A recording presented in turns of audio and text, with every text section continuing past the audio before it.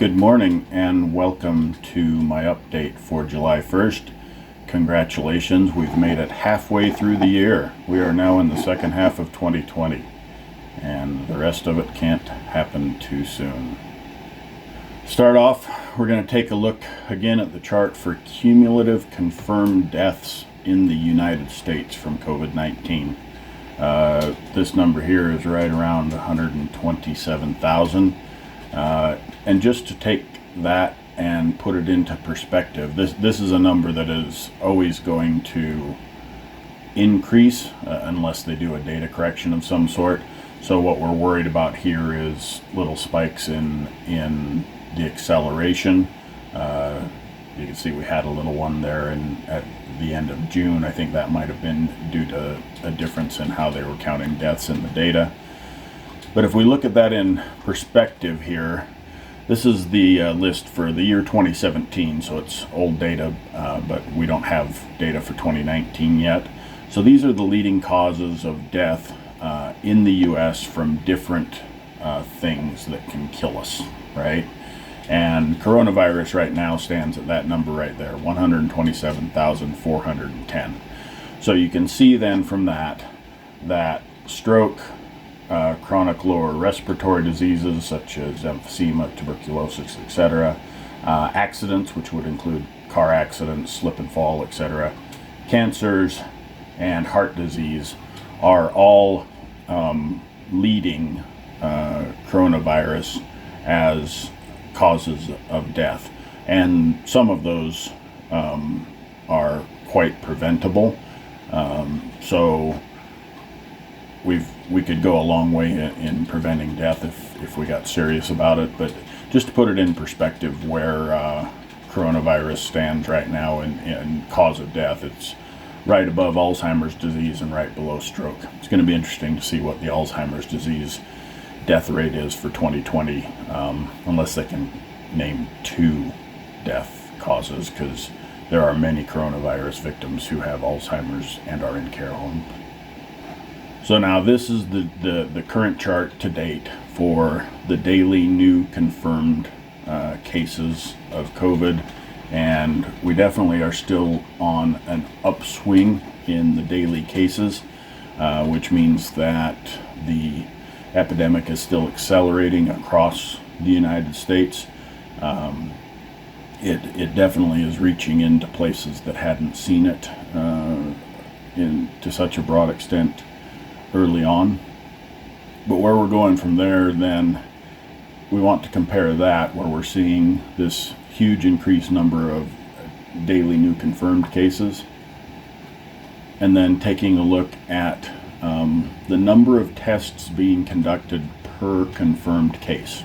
Now you can see that since about June 16th, it has taken, starting from about 20 tests per confirmed case down to 15 tests per confirmed case. So that's a 20% reduction in the number of tests you need to do to find a confirmed case. So what this chart shows me is that versus this chart with the rising daily confirmed case numbers, when you see fewer tests to confirm a case, that means that it's not due to testing that the case numbers are rising. Otherwise this would have continued going up and up and up.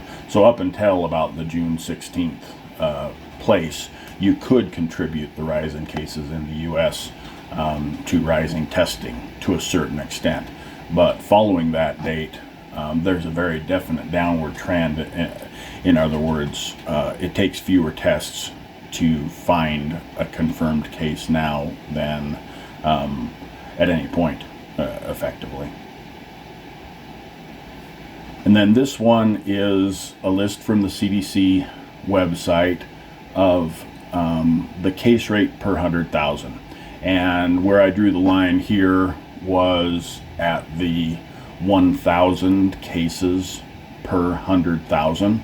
Okay, and if you do the math on that, 1,000 cases per 100,000 population means you have 1% of your population infected. which I would say is a pretty significant number. So all of these states and the District of Columbia have more than 1% of their population infected. And in the worst case, New York City has 2.5% of their population infected. So these are the states that have it the worst off right now with regard to the case rate. And we're going to go through them one by one to take a look at where they stand in their trends. This is New York City, and this particular chart shows the entire term of the epidemic. Goes all the way from the beginning in March, when they just saw their first few confirmed cases once we got testing in place. I'm sure there were cases before. If you looked at it realistically, historically, it probably is a pretty much closer to that as far as the cases go. But you can see that New York City has really managed to get the cases under control, and they're running around 200 to 300 cases a day at this point. Which is just amazing. It does make me wonder, considering how tightly packed New York City is and how communicable this virus is, if there isn't actually a number we're going to hit where we're going to see cases degrade in all cases. We're going to have to wait and see on that, but you may see that in some of these slides. And this is the entire state of New York, and you can also see that for the state of New York, they've had a nice downward decline in the daily new cases. Their most recent available daily case number is 391 for June 28th, excuse me. So, that's great. New York State seems to be doing a good job, and they're going in the right direction with regard to this. And again, remember, testing is still up. There's still lots of tests being performed. So this isn't just because they've reduced testing.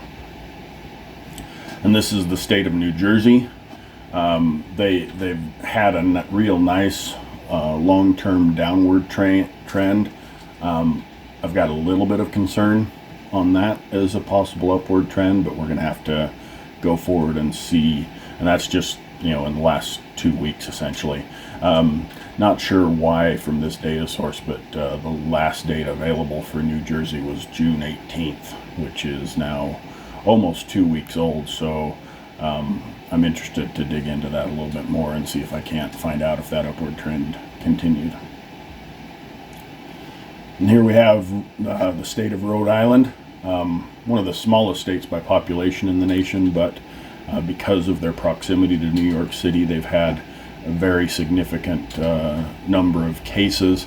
But they're doing a great job because they're a relatively densely populated small state, and the last data reported for June 28th shows them at only 16 cases reported.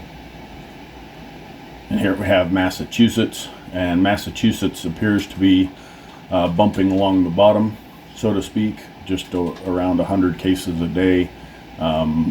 All of June they've been doing that effectively. Again, you go back to what I said about New York, it does make me wonder if maybe there is a certain percentage of population that is prone to infection by this virus, and once you reach that point, it'll level off. We're going to have to see, the true tell for me, or the proof of that will be if that happens in the cases that are, or the states that are coming up right now, like Arizona and Florida, for example, and Texas. Here's Connecticut. Also have had a nice downward trend, but could possibly be on an uptrend there in the last 3 or 4 days. A fairly low number of cases, though, being reported each day, under 200 cases a day, which is great for them. And here we have Louisiana, which is the first of the states from the list of the states that have been most heavily affected, that for sure is in an upward trend. If you look at the longer term view of this, if you remember, Louisiana was one of the states that had an early epicenter around New Orleans due to Mardi Gras. They were one of the first places where it broke out as an epidemic, and they went down nicely, but they're starting to head back up again. So this perhaps would be disproof to my idea that possibly there's a holding point around 1.5% of the population, where actually 2.5% in the case of New York City, where it just has a much harder time spreading. But we'll see. We'll see if Louisiana can get this under control. It definitely does not appear to be at this point. And here we have Delaware, and Delaware is a small state again, fairly low number of cases. I'm not sure I could call that flat. I think they are increasing just a little bit. But Delaware, Rhode Island, you could say that as go the big cities that surround them, like Philadelphia, New York City, Washington, D.C., so goes Delaware. That's going to be what's going to happen with them. And here we have Illinois, 724 cases on June 30th is, not a small number of cases, and it does look to me like there's an upward trend there in Illinois. They had bottomed out, on or about June 15th or so.